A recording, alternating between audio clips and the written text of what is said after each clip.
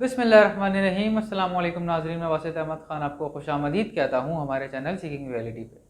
नाज़रीन, आज का जो हमारा उन्वान है वो है सवाब की हकीकत क्या है।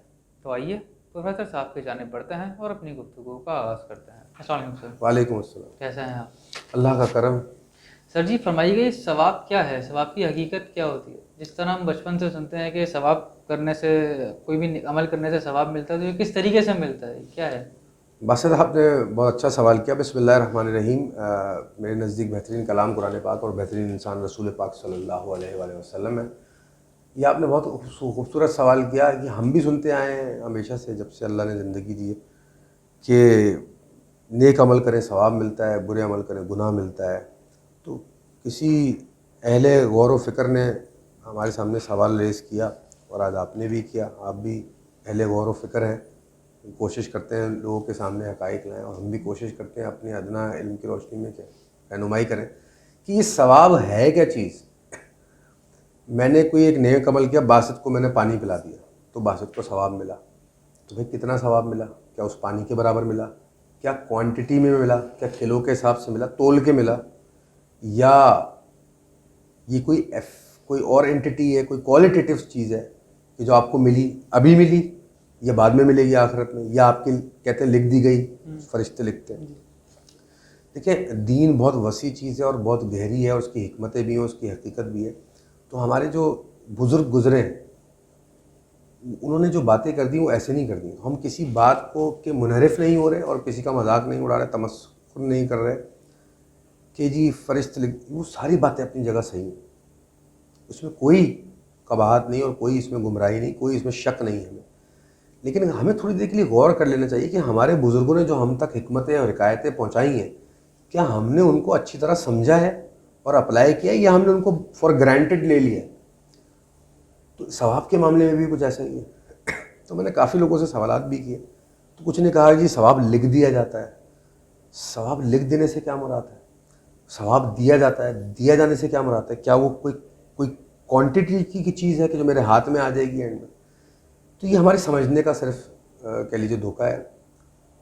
सवाब को आप देखिए, पहले तो ये समझे कि दो किस्म की चीज़ें इंसान हासिल कर सकता है ज़िंदगी में। एक तो मादी या क्वांटिटेटिव चीज़ें जिनको नाप तोला जा सकता है, वो आपके सामने 1 किलो दही, 5 किलो चावल, whatever, anything which can be quantified, वो आपके सामने। तो इन चीज़ों को तो हम समझते हैं, हमारी अकल समझती है।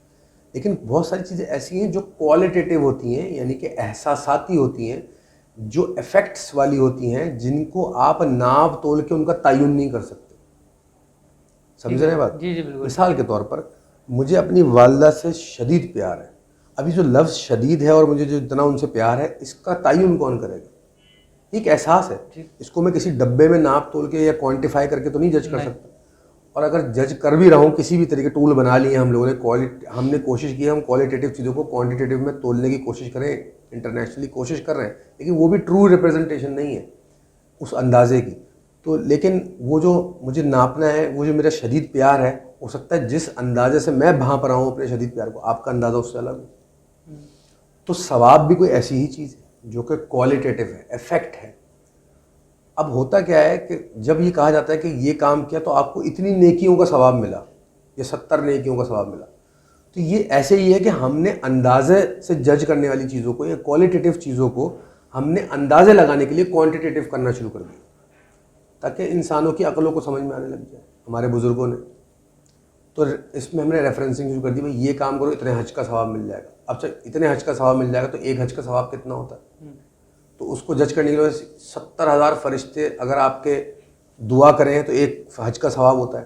तो 70,000 फरिश्ते कितने बड़े होते हैं और वो किस शिद्दत से दुआ करते हैं, और वो दुआ को कैसे क्वांटिफाई करें। तो आप देख रहे हैं जितना आप डीप जाते जाएंगे आप इसका चीज़ का तयन नहीं कर सकते क्वांटिटी के अंदर। तो लेकिन समझने के लिए बड़े बूढ़े आप अगर ये तयन ना करते, वो रेफरेंसिंग ना देते, तो फिर हमारे पास क्या तरीका है? फिर वही इख्तलाफात कि मेरा शदीद प्यार वाल्ला से और आपका शदीद प्यार तो अलग अलग है। तो समझाने के लिए बोला कि जी फरिश्ते लिखते हैं, 10 नेकियां लिख दी जाती हैं, 70 नेकियां लिख दी जाती हैं, 70 हज का सवाब मिलता है, इतनी रकातों का सवाब मिलता है, इतने नफलों का सवाब मिलता है। तो ये आइडिया लगाने के लिए। लेकिन वक्त के साथ क्या हुआ, हम इतने मासूम और कम अकल हैं कि हमने उसी को स्टैंडर्ड बना लिया, यही हकीकत है جبکہ ہم نے ابھی آپ کو ثابت کیا کہ اس کو ڈگ آؤٹ کریں, آپ پیچھے جاتے جائیں تو آپ تعین نہیں کر سکتے. نہیں کبھی بھی نہیں. تو اب آتے ہیں ہم کہ ثواب ایکچولی پھر ہے کیا.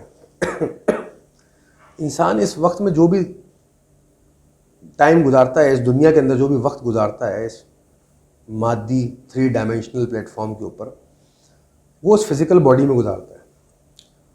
اندر اس کے روح ہوتی ہے, اور جو بھی وہ عمل اس جسم کے اندر کر رہا ہے اس کے اثرات اس کی روح پر ہو رہے ہیں, اور اس کا نتیجہ اس کو آخرت میں ملے گا. یہ ہمارا ایمان ہے. یہ بات تو ہم نے ایز اٹ از کہی. لیکن یہ جو ایفیکٹ آپ کی روح پر آ رہا ہے, اس کا تعین کیا ہے؟ اس کے تعین کو, اس کے ایفیکٹ کو ثواب کہتے ہیں. اگر آپ نے نیک عمل کیے تو آپ کے اس جسم میں جو روح ہے وہ نیک خیالات, نیک میموریز, نیک ایفیکٹ لے کے اللہ کے حضور حاضر ہوگی, اور اسی بنیاد پر اور اللہ اپنے اندازے سے آپ کا فیصلہ کرے گا. اور مائنڈ اٹ, اللہ کا اندازہ کامل ترین ہے. اللہ کا اندازہ ہاں انسانوں کے اندازے کی طرح نہیں ہے, مکمل جامع کامل ترین. اللہ کا اندازہ کہہ لیجیے پرفیکشن ہے, پرفیکشن سے بھی بڑی چیز ہے.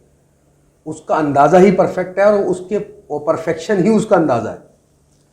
تو جب آپ کی یہ روح, وہ ایفیکٹ, وہ اثرات جو اس دنیا میں آپ نے اعمال یا حرکتیں کی ہیں, خیالات کی ہیں, جو بھی آپ نے ایفیکٹ لی, ایکسپیرینس کیا ہے, وہ لے کے جائے گی, وہی آپ کا نامہ اعمال ہوگا اللہ کے سامنے. ہم نے اس کو ریلیجن سے ہٹ کر ایک فلسافیکل بینڈ سے ریلیجس بات سمجھائی ہے, تو سننے والے اس بات کی حکمت کو سمجھیں, اس کی حقیقت کو سمجھیں.